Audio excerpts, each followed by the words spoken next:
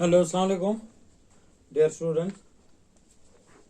आज का हमारा टॉपिक है एसिड्स, बेस एंड साल्ट। पिछले बार हमने पढ़ा व्हाट आर इंडिकेटर्स। चलो आज हम देख लेते हैं ये क्या है, एसिड्स है क्या है, बेसिस क्या है और साल्ट्स क्या है। एसिड्स ऐसी सारी केमिकल स्पीसीज हैं, ऐसी सारी केमिकल चीजें हैं जो पानी में डिसोसिएट होके H पॉजिटिव आयन्स देते हैं। आप आगे वाले क्लासों में देखेंगे इसके और भी कॉन्सेप्ट्स हैं। लिविस कॉन्सेप्ट है, ओसोनोविच कॉन्सेप्ट है, जो सिर्फ H पॉजिटिव के बेस पे नहीं, उनके अदर क्राइटेरियाज भी हैं। हम किस चीज को एसिड बोल सकते हैं और किसको बेस बोल सकते हैं। लेकिन इस एलिमेंट्री लेवल पे, 10th के लेवल पे आप सिर्फ इतना याद रखो, एसिड वो सारी चीजें हैं जो पानी में डिसोसिएट होके H पॉजिटिव आयन देते हैं। H पॉजिटिव आयन देते हैं। H पॉजिटिव ऐसा नहीं, असल में इसके साथ पानी मिलता है H3O पॉजिटिव। आप मान लो ये लिखो या ये लिखो, वो एक सी बात है। तो एसिड्स क्या है, जैसे मैं लिखूं कोई HCl, देखो ये डिसोसिएट होकर क्या देता है, H प्लस Cl नेगेटिव। तो एसिड है CH3COOH, ये देता CH3C double bond O negative plus H positive. Acid है क्योंकि पानी में डिसोसिएट होके अगर इसको हम डालते हैं ये शेप में आता है, HCl ये शेप में आता है। HNO3 अगर लिखें, ये H positive plus nitride ion देता है। ऐसे कोई भी एसिड में लिखूं, मिसाल के तौर पर मैं लिखूं नाइट्रिक एसिड, यहाँ सल्फ्यूरिक एसिड लिखता हूँ। ये H2SH positive plus SO4 2 negative. यहाँ ऐसे में और कोई लिखूं,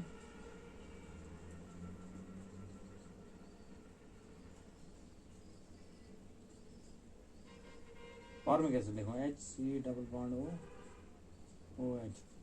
इसको अगर डिसोसिएट होके ये देता है HC double bond O negative plus H positive. देखो इन सब में कॉमन क्या है, इसमें भी H पॉजिटिव है, इसमें भी H पॉजिटिव है, इसमें भी H पॉजिटिव, इसमें भी H पॉजिटिव है, इसमें भी H पॉजिटिव है। बहुत सारे कंपाउंड्स ऐसे हैं जिनमें H होता है लेकिन एसिड नहीं होता। मिसाल के तौर पर मैं ग्लूकोज लिखूं C6H12O6, ये पानी में डिसोसिएट नहीं होता है, H पॉजिटिव आयन नहीं देता है। इसमें इवन की इसमें 12 H पॉजिटिव हैं, लेकिन एसिड नहीं है। ये एसिड के लिए जरूरी क्राइटेरिया है, ये H पॉजिटिव देना चाहिए। हो गई एक बात। दूसरी बात आप सबको याद रखनी है, वो बच्चों ये है कि ये सारे एसिड्स जो हैं एक स्ट्रेंथ के नहीं होते हैं। आधे स्ट्रॉन्ग एसिड होते हैं, आधे वीक एसिड होते हैं। स्ट्रॉन्ग एसिड ऐसी चीजें होती है, ऐसी चीजें कहलाती है जो पूरी तरह डिसोसिएट हो जाए। जैसे मैं लिखता हूँ HCl, स्ट्रॉन्ग एसिड है। स्ट्रॉन्ग एसिड इसीलिए है क्योंकि सारा HCl जब भी हमने पानी में डाला सारा डिसोसिएट हो जाता है। H2SO4 लिखूं, स्ट्रॉन्ग एसिड है। क्यों है स्ट्रॉन्ग एसिड? क्योंकि इसमें अगर देखो 2 H positive plus SO4 2 negative, सारा डिसोसिएट होता है।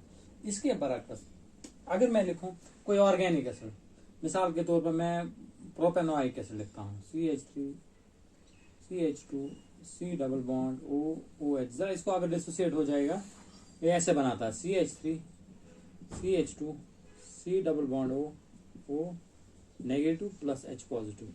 देखो इसमें पूरी तरह हमें ये डबल हेड एरो से दिखाना ऐसे।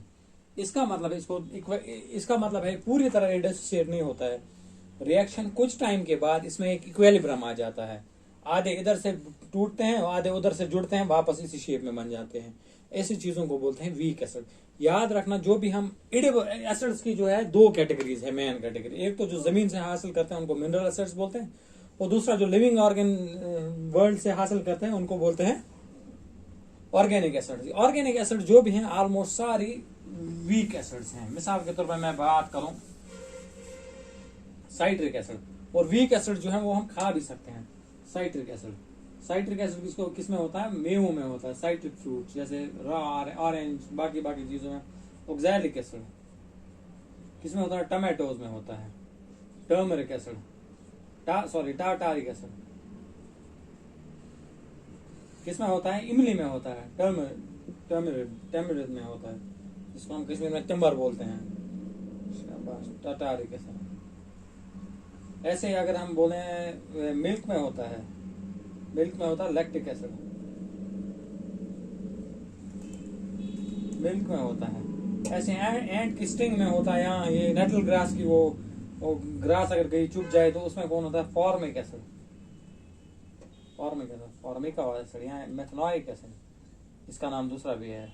तो ये है एंट में हो जाता है, एंट स्टिंग में हो जाता है, तो जब डंक मारती है उसमें होता है। तो हो गए ये। बाकी अगर हम देखें मिनरल एसिड है, HCl है, HCl एक ऐसा एसिड है, HCl और ये कार्बोनिक एसिड जो लिविंग वर्ल्ड में भी पाया जाता है, और मिनरल एसिड्स भी हैं। कार्बोनिक एसिड ऐसे इसकी फार्मूला है H2CO3 जो कोल्ड ड्रिंक्स में मिलता है, ये H पॉजिटिव बनाता है प्लस कार्बोनेट आयन देता है 2 नेगेटिव आयन, ऐसे ही होता है। तो ये कुछ चीजें हो गई एसिड्स और बेसिस की। एसिड्स की कुछ मिसालें, कुछ स्ट्रांग होते हैं, कुछ वीक होते हैं। और दूसरी कैटेगरी, दूसरा होता है कंसंट्रेटेड एसिड और डाइल्यूट एसिड। कंसंट्रेटेड एसिड का मतलब है उसमें पानी की जो मिकदार है बहुत कम है, और जब हम उसमें पानी डालते हैं, असल में पानी में ही एसिड डालते हैं, तो वो हाईली एक्सोथर्मिक रिएक्शन होती है। अगर एसिड में पानी डालेंगे तो स्प्लैश हो जाएगा हमारे मुंह पे, उसके फ्यूम्स आके हमें नुकसान पहुंचाते हैं, इसलिए हम पानी में ही हल्का हल्का करके एसिड डाइल्यूट करते हैं। डाइल्यूटेड एसिड का मतलब इसमें पानी है, और कंसंट्रेटेड का मतलब प्योर एसिड है। चलो आप देखते हैं, आज हम देखते हैं प्रॉपर्टीज क्या। हम भाई एसिड बोलते हैं किसी चीज को, इसकी प्रॉपर्टीज क्या है। चलो हम देखते हैं properties of acids. Properties acid. सबसे पहले आपको पता होगा, आपने सबने जो जो चीजों का नाम मैंने लिया जो ऑर्गेनिक वर्ल्ड में पाए जाते हैं, वो सारी जो है टेस्ट में सुअर हैं। तो एसिड्स आर सुअर इन टेस्ट, सुअर इन टेस्ट। हो गया एक बार। दूसरा है, ये करते हैं ब्लू लिटमस को कन्वर्ट करते हैं, ब्लू लिटमस पे अगर डालें ड्रॉप्स, वो कल हमने बोला था इंडिकेटर, उनको क्या बनाता है, रेड कलर करता है उनका, ब्लू लिटमस का कलर होता है ब्लू से रेड। तीसरा है, ये सारे इलेक्ट्रोलाइट्स हैं। इलेक्ट्रोलाइट्स का मतलब क्या है, पानी में डिसोसिएट होते हैं। वो कैसे हमें पता चले, अगर डिस्टिल्ड वाटर ले, प्योर वाटर ले, वो पानी कंडक्ट नहीं करता है, लेकिन अगर उसी डिस्टिल्ड वाटर में हम कभी बाय चांस कभी एसिड डालें, उसमें क्या होता है, उसमें करंट कंडक्शन होती है, करंट की।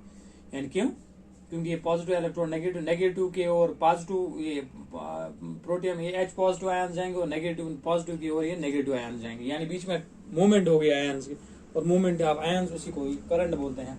वो की 3 प्रॉपर्टी। चौथी इसकी जो प्रॉपर्टी है वो ये है, वो हम रोज पढ़ते हैं, पिछली बार से पढ़ते आए हैं, वो है जब हम एसिड को मिलाते हैं किसके साथ, और एसिड को जब हम रिएक्ट कराते हैं बेस के साथ, वो बनाता है साल्ट प्लस वाटर। इसको बोलते हैं न्यूट्रलाइजेशन रिएक्शन। वो आपको पिछले बार भी पढ़ाया था एसिड्स बेसिस में, सॉरी मेटल्स नॉन मेटल्स में। एसिड बेस के साथ मिलकर साल्ट बनाते हैं और साथ देते हैं कोई वाटर, इसको रिएक्शन ऑफ न्यूट्रलाइजेशन बोलते हैं। एसिड तब एसिड है जब H पॉजिटिव आयन हो, बेस तब है जब उसमें आगे हम पढ़े OH नेगेटिव आयन जब देगा। लेकिन न्यूट्रलाइजेशन में इसका एसिड, उसके एसिड का H इसका OH के साथ मिलके वाटर बना देते हैं, तो वाटर न्यूट्रल है, इसीलिए इसको बोलते हैं रिएक्शन ऑफ न्यूट्रलाइजेशन।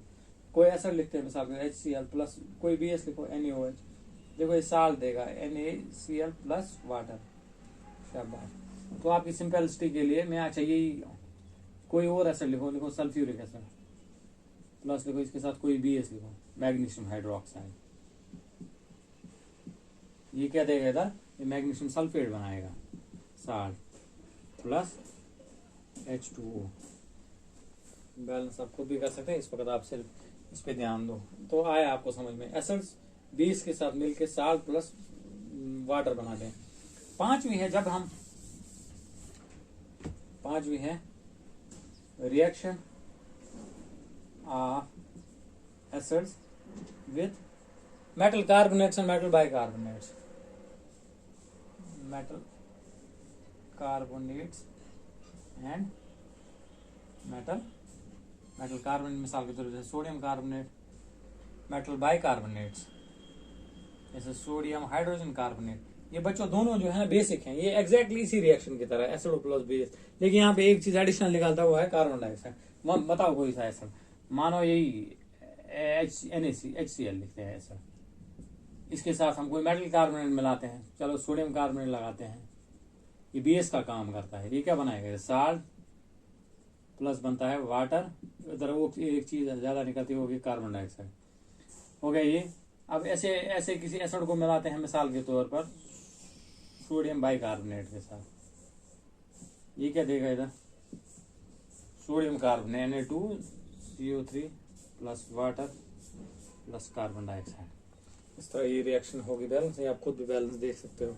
तो इसका मतलब है तीसरा हमने ये जो 5वीं रिएक्शन हमने याद रखा, मेटल्स रिएक्ट करते हैं मेटल कार्बन और मेटल बाइकार्बोनेट्स के साथ, वो बनाता है साल्ट, वाटर और कार्बन डाइऑक्साइड। ये भी एग्जैक्टली उसी की तरह एसिड बेस रिएक्शन, ये भी रिएक्शन न्यूट्रलाइजेशन। नेक्स्ट रिएक्शन हम पढ़ेंगे उसमें भी एग्जैक्टली यही होता है, वो भी एसिड बेस यही रिएक्शन न्यूट्रलाइजेशन है। 30 वो है reaction metal oxides with acid. मैंने बोला था metals combined with metal oxide to form metal oxides are basic in nature, बोला था ना। तो बीएस को अगर एसिड से रिएक्ट कराएंगे, ऊपर मैंने बोला बीएस को एसिड से रिएक्ट कराएंगे तो क्या बनेगा, साल्ट प्लस वाटर। चलो लिखते हैं कोई एसिड लिखते हैं HCl मिसाल के तौर पर, इसके साथ हम कोई मेटल ऑक्साइड लगाते हैं, मानो सोडियम ऑक्साइड लगाया, ये क्या बनाएगा इधर, salt, sodium chloride plus water. अगर इसको बैलेंस करो, 2 सोडियम है इधर, 2 सोडियम है, क्लोरीन इधर 2 है, हाइड्रोजन है, बैलेंस। तो याद रखेंगे हम रिएक्शन मेटल ऑक्साइड्स के साथ एसिड मिला के क्या बनाते हैं, ये बनाते हैं साल्ट प्लस वाटर। ये भी एग्जांपल है एग्जैक्टली ये लास्ट वाली 3 reaction, metal plus base, sorry acid plus base, salt plus water. अब बीएस को निकालो, उधर लगाओ कार्बोनेट या बाइकार्बोनेट, दोनों बीएस हैं, तो ये भी रिएक्शन न्यूट्रलाइजेशन है। तीसरी जो है मेटल्स को रिएक्शन अगर करा सकते हैं मेटल ऑक्साइड भी बेस हैं, तो तीनों वैसे एक यही रिएक्शन है, उसी के थोड़ा बहुत डिफरेंशिएट क्या है, ये तो वही है रिएक्शन ऑफ न्यूट्रलाइजेशन। सातवीं प्रॉपर्टी हम याद रखेंगे, मेटल्स जो है हाईली कोरेसिव होते हैं, इसीलिए हम इनको मेटल्स के कंटेनर्स में नहीं रखते। आपने कभी देखा HCl किसी आयरन के कंटेनर में, स्टील के कंटेनर नहीं, वो होगा किसी सिरेमिक, क्या बोलते हैं इसको, बोन चैन है जिसको हम बोलते हैं, उसमें या किसी ग्लास की बोतल में। तो आज होगी हमारी प्रॉपर्टी, एक बार फिर रिवाइज करेंगे। Metals, they are sour in taste, they turn blue litmus into red, they are electrolytes, good electrolyte, they dissociate into water, they react with acids, bases to form salt and water, they react with metal oxides which are base, again form salt and water, they combine with metal carbonates and metal bicarbonates to form salt, water and carbon dioxide, and at the end acids are highly corrosive. I expect you would have understood it very well. तो next start class में हम पढ़ेंगे इंशाल्लाह basis उनकी properties क्या हैं, तो फिर इससे आगे हम स्ट्रंग फिल्म वो आगे पढ़ेंगे। Thank you.